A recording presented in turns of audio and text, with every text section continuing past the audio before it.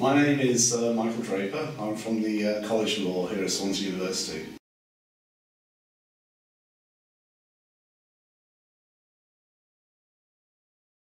It's quite a varied role. I'm an associate professor in the College of Law, but I also take college roles, so I'm the director for widening access and the director for learning and teaching.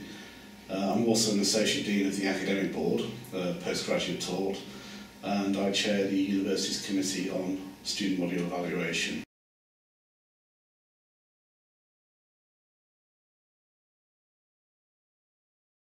I'm a solicitor by background, and when I became a teacher in university, I researched in the area of property law and equity and trust. So I've been I've written articles, for example, for the Solicitor's Journal, but also referee journals such as the Conveyance and Property Lawyer and the Liverpool Law Review. But more recently, I've moved away from research into black letter law into research into teaching, pedagogical research. So I've been working with the HEA and the QAA on funded projects, and also in relation to collaboration with students, which appears in the HEA Compendium of Effective Practice. And recently I've joined the board of the Law Teacher, which is a referee journal, and I'm a reviewer for the Law Teacher in relation to aspects of teaching law, which I find really interesting. So I get to read what everybody else is doing in the UK in terms of pedagogical research, and I get to comment on it, which I find really, really interesting.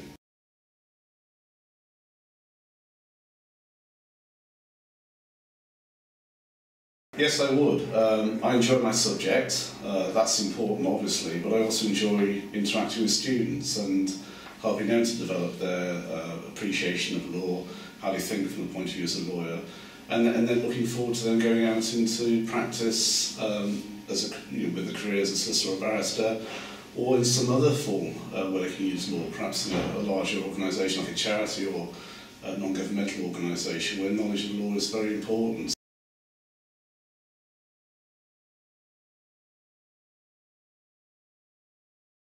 Well, the first thing I try and do is be upbeat. So when I go into a lecture or a seminar, I've got to make sure the energy's up. So I've got to be upbeat. So I've got to set the scene, be upbeat, and I've got to set out the learning outcomes and the aims of the session so everybody knows where they're going. So by doing that, everybody feels to a degree together. They feel a bit safe, they know what they're going to be doing. I always use humour to break down barriers as well. So my jokes, they're appalling and they are legendary.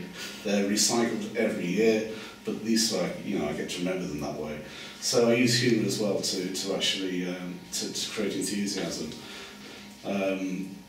Because I'm a practitioner by background, one of the things I've done in the module of company law, for example, is to, rather than discuss in an academic way the application of a principle, I will give students a fact matrix. And on that fact matrix, I'll ask them to identify what sentence they would give in relation to disqualification of a director, for example. And I'll put this up on board, on the whiteboard, so everybody gets a chance to participate. And people really engage with that. In fact, one student last year was so excited that she'd actually won the competition because she'd actually achieved the correct numbers of correctly guess the sentences, if you sort of mean, based on the facts. She took with her iPad a picture of the board for posterity. She said, I want to be a judge, and I've never really spoken about this before, and now because of this I feel I can go on and do it.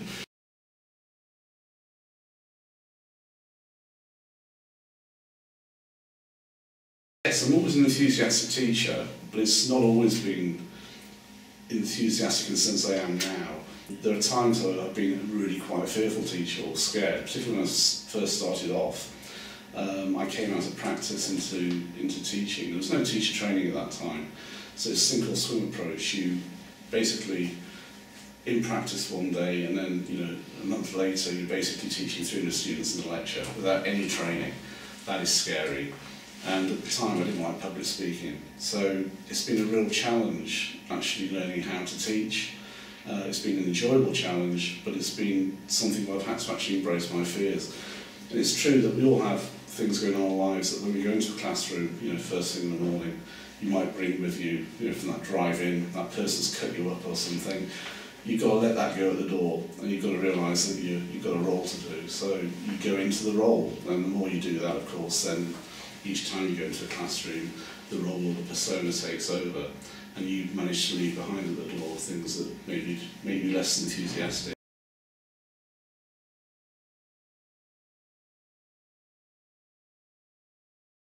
Yes, they do. I know that because, one, they tell me. It's reflected in how they develop as well, so because they enjoy the subject, you can see I'm enthusiastic about it. I think a bit of that enthusiasm rubs off at times, and of course some people are naturally enthusiastic about the law as well. But a humorous anecdote just to reinforce this.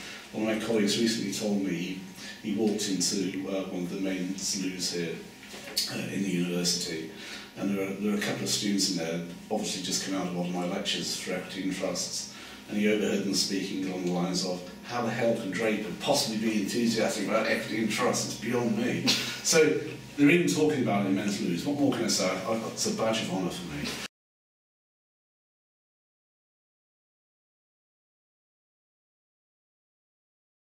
I really do enjoy teaching students.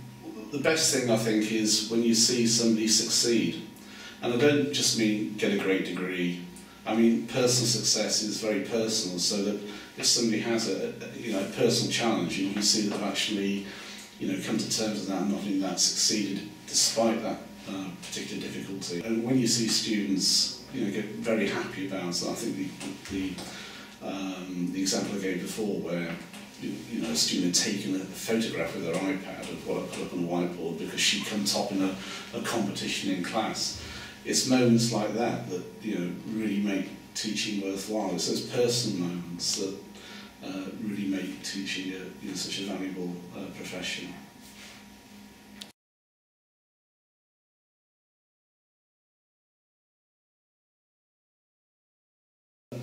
That's a challenging question. That's a politician's answer, of course. I mean, it's difficult, bearing in mind where I am in my career. I've obviously been reflective in terms of a practitioner and as a teacher, and I've made changes in terms of, in time I've slowed down, I've given more examples, I've put more context, I've responded to students' comments in terms of MEQs. But I know that what has made a difference here at Swansea is attending SALT seminars. That's been really, really valuable to actually go and listen to other colleagues talk about their teaching practice and picking small things up from those SALT seminars. So, for example, there's a recent seminar, for example, on use of PowerPoint and how you should strip away a lot of the visual and written text from a PowerPoint presentation, because of the way the brain actually processes information. So you shouldn't really be showing both together. So as a result, I simplified my PowerPoint slides. So, Dr. Phil Newton, thank you very much. That was a great seminar. So it's things like that, so that you make small changes.